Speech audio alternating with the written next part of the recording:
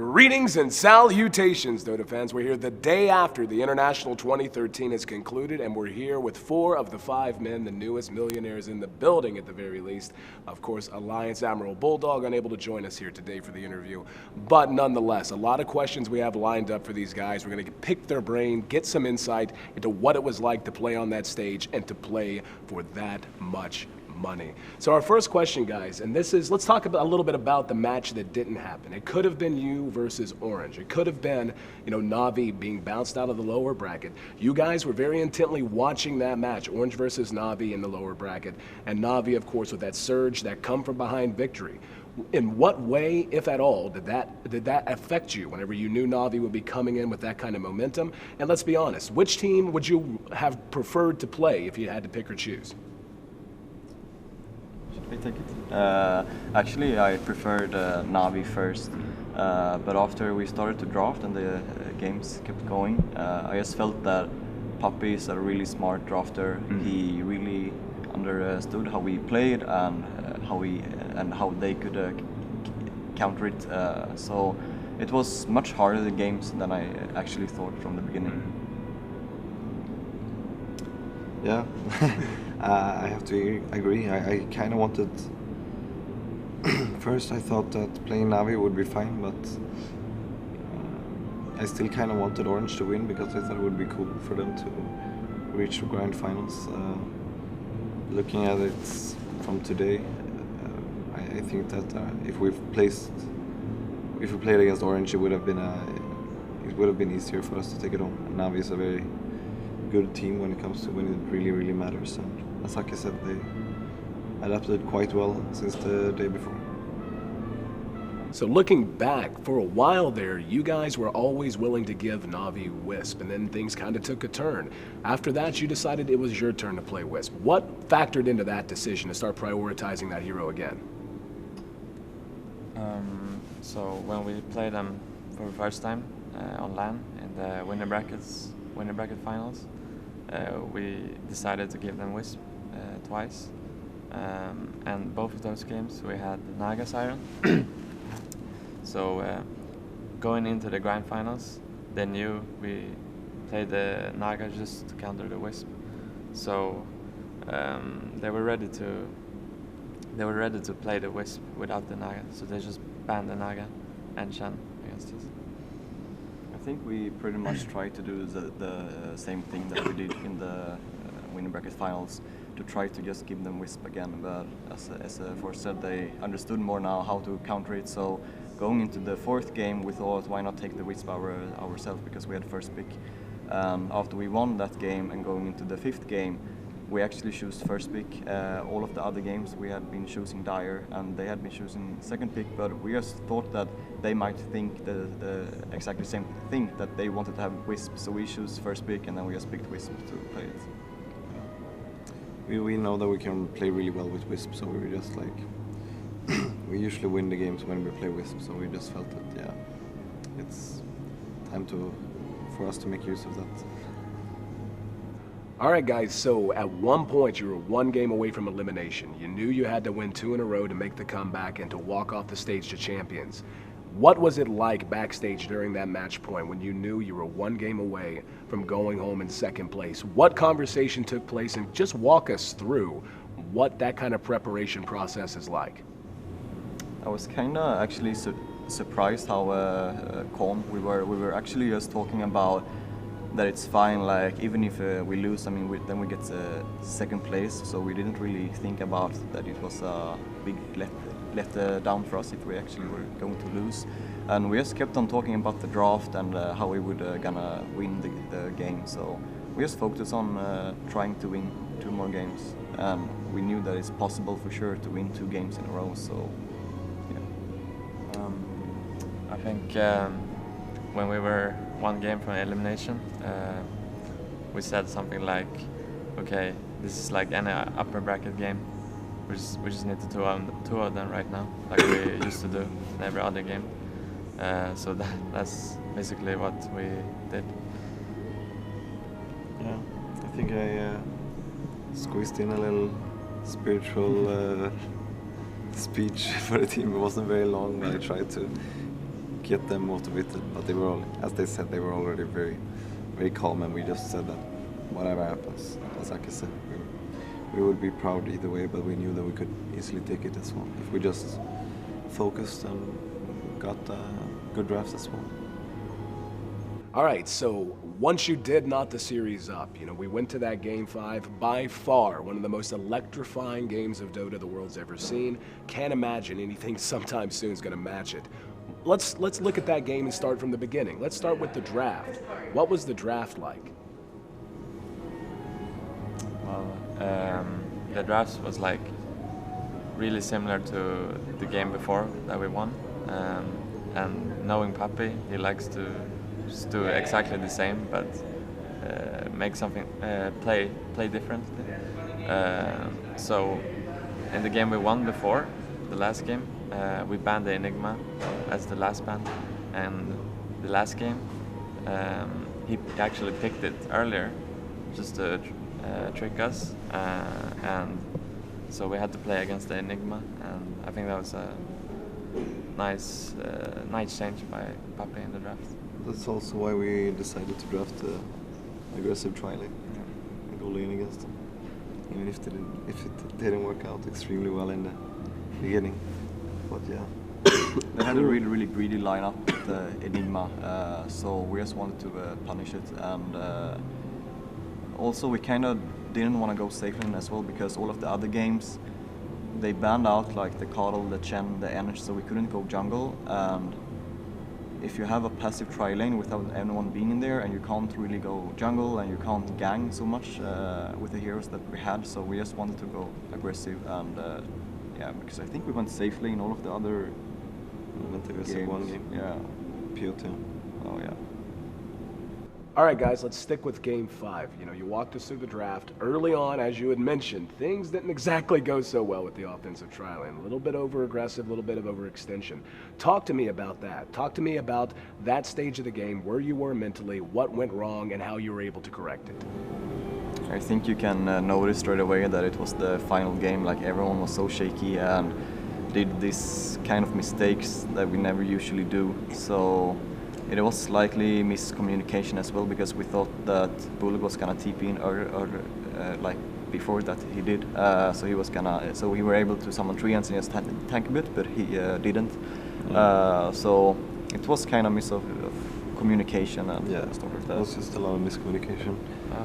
I think that if Bullet would have TP'd in, then I could have changed the aggro to either him or Treants or whatever, and then we would have killed the Alchemist without me dying, and then it was just, everyone was a bit shaky. I mean, I made mistakes that I usually don't, and I think all of us played a bit crazier than we usually do, but Yeah, after the bad start we knew we couldn't farm our way back into the game. Like sometimes you can just play smart and farm your way back into the game, but that wasn't the case. So we had to like rotate the CK, gank early lanes, and like do some crazy fights with buybacks. For example, the Roche fight where we got the Aegis in the end.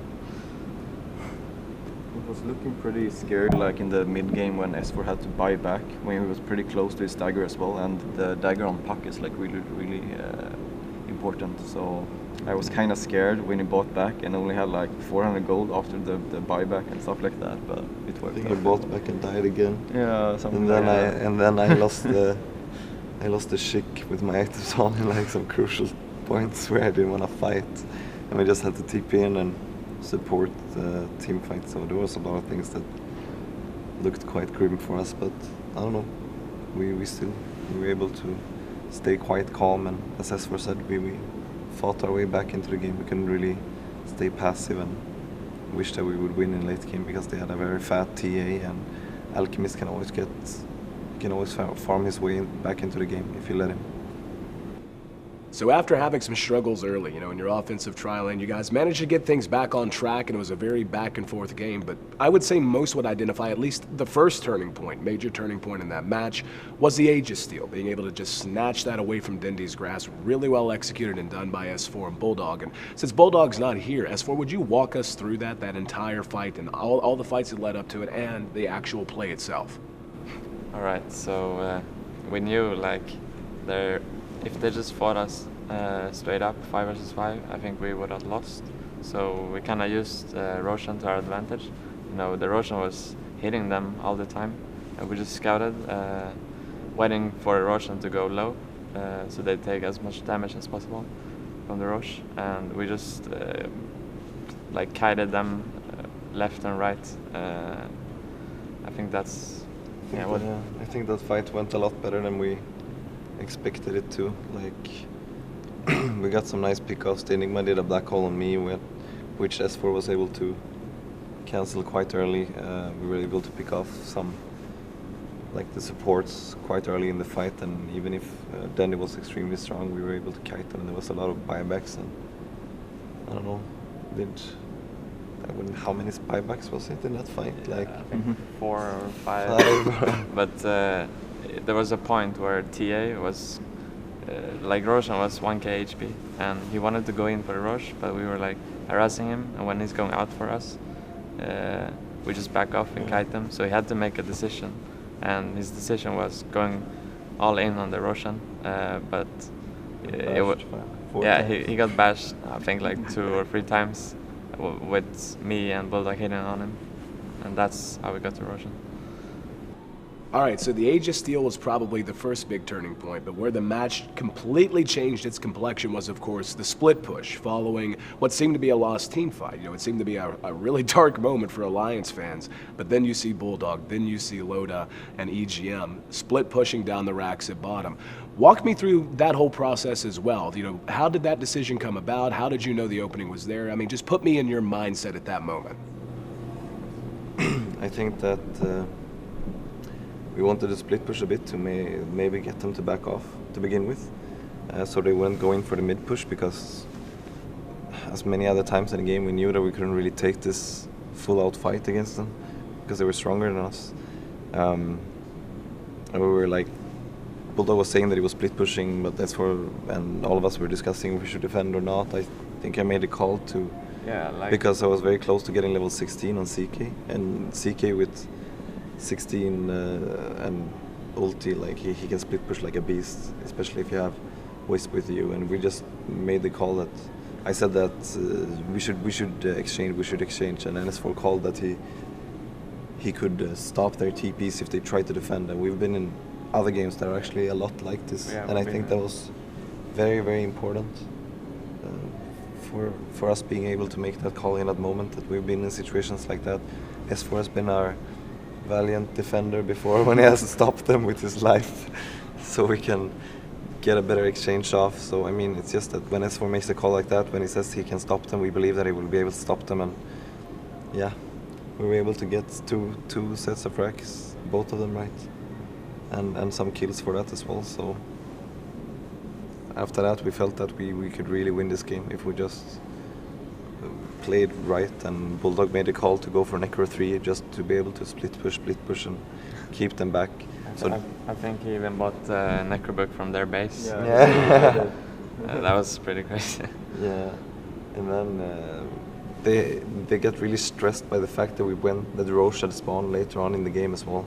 So they had to like defend, and they saw that we moved towards Roche. They would run towards Roche, and as soon as we saw them run to Roche, we would just start split pushing again, and that's how the game came back into our favor. So S4, your play in the final game was phenomenal. You had a few coils that will certainly go down in history as some of the most electrifying plays yet seen on a stage like this. Just, if you can, go back through your mind. I mean, obviously the coil right at the end, being able to cancel the TPs, was a huge play. But what in your mind were really the biggest, most impactful plays you had throughout that entire game? I think I didn't play as good as I would online, but at the end of the game, I think I played really good. I was preparing to cancel their TPs. That's why I made those plays. Like, if you don't prepare for them, I don't think you can make the plays like that. But also Ake he gave us vision, and he removed their vision, so like it was much easier for me to cancel. I could just see whenever they TP'd. All right, so by this time, you've got 2 racks down, you know you're in great shape. What was it like? What was that moment when you knew it's like, okay, this is it, let's rush the throne? You knew it was time to just go for the win and not worry about anything else happening anywhere else on the map. Walk me through that moment. I mean, how confident were you making that decision? And, you know, what was it like to have, I'm sure there was a huge adrenaline rush at that point. So, I mean, just, you know, try to put us in your shoes as best you can. I don't think any one of us like really understood that we were gonna win the game until we actually won it. I mean, the TA was really fast, so I mean, if you just look at the game after, you can see that maybe like we should have won the fight and it wasn't like so close. But you just really can't know like what's gonna happen. Like if like maybe he kills everyone and then they're gonna go throw us and just stuff like that. So. And since it's like the 5th game and it's just so much money on stake, so I don't know. I think everyone's like super hyped until yeah, I don't know. I think I was quite confident when I saw that when we were rushing in, I had the reality of I popped the reality. Is it called reality rift? Yeah. Phantasm and then reality rift. Because S4 said that he was able to stop TA, and then I was able to first, together with Bulldog, pick off an EGM, pick off the Batrider who had TP'd in quite fast. Then the Alchemist focused EGM with the stun, and then I got a really nice reality off together with Bulldog who hexed the Alchemist. In that moment when we killed those 2 heroes, and I knew that then sure he was running, and S4 was saying, he was screaming like, I'm gonna kill the Enigma, I'm gonna kill the Enigma. And at that moment I started to really understand that we were so close to winning, and I think everyone got super adrenaline rush at that point. And I also had the Heaven's Halberd in the end, which made me hope that if I just made sure to cancel then this right clicks, we would have it for sure. And at that point we just started screaming, I think, everyone. And there was a point where Bulldog actually let go of his keyboard and its mouse. Yeah, I know. The actual throne was dead, so I was like just shouting to him like, no, kill it, and then he just came down again and it died. But it was a slight moment where the actual damage like stopped for a bit. I don't know why, but I was afraid that Dandy was gonna kill my illusions and kill me, but instead he focused me, so I was able to survive for a little bit. And but I don't know. I think Bulldog would have been able to kill it. S4 was coming in by then, so I don't even think it was so close. No matter who he focused. Yeah. But actually, we discussed this before the games. Ake said it to us, like, don't get too excited. You know, we should stay focused because, like, anything can happen. They can buy back. They can turn the fight. So I think that was good by Ake telling us that. Not that it worked on Bulldog though.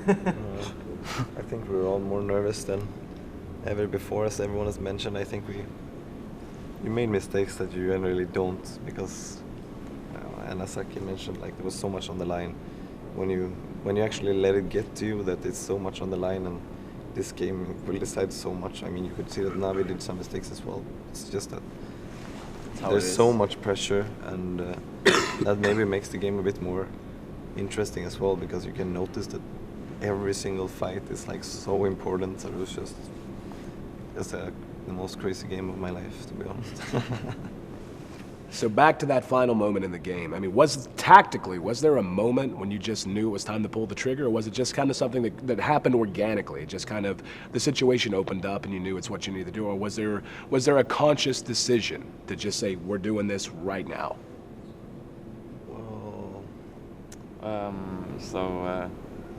You could see before the end, before we pushed our base, there was a really passive game because we farmed our buybacks and stuff, and as soon as we had them, and they went outside their base to rush, then we know they're far from the base, and that's a big mistake from them when their throne is naked. So we took the opportunity just to go all in, all out.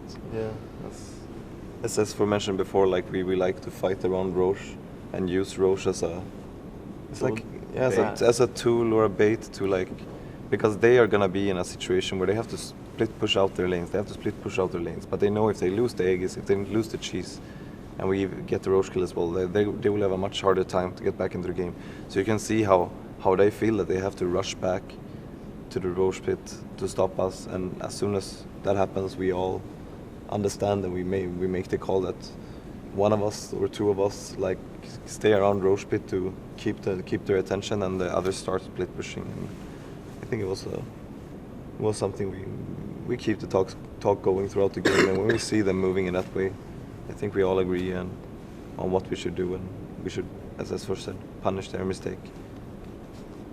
All right, guys, it's been a long road from the days of No Tidehunter to today. You know, walking off the stage as international champions, and you know, the first sponsor that you had on board when you took on the Alliance name was Razer. What's it been like working with that company? And I mean, just tell us what Razer's able to contribute to you guys to help be a part of this. I think that it's just helped us a lot when it comes to having really good gear. I think most of us use the Black Widow keyboard. I think that is an extremely good keyboard, especially I use the brown keys, which makes it easier for me to play. Actually, I've switched around between some different switches, but the brown key Black Widow is the best one that I know of. I feel really comfortable with that. Also, I've been switching around a bit with the mouses, but I think that the Deathladder is really a good mouse for Dota 2, and I think all of us feel very, very comfortable about using their products. Once again, this has been Alliance. Thank you guys so very much for being a part of the interview. And any shout-outs, any words you'd like to share on your way out? I just want to say thanks for making this interview with us. We're sorry if we sound a bit tired and such. Our voices are a bit destroyed, and it's because we are quite exhausted still. It's just been so much emotions going through our minds and everything throughout this tournament. But thanks for watching, and a big thanks to all of the fans and especially all of the Dota 2 players that made this event possible. So thanks a lot.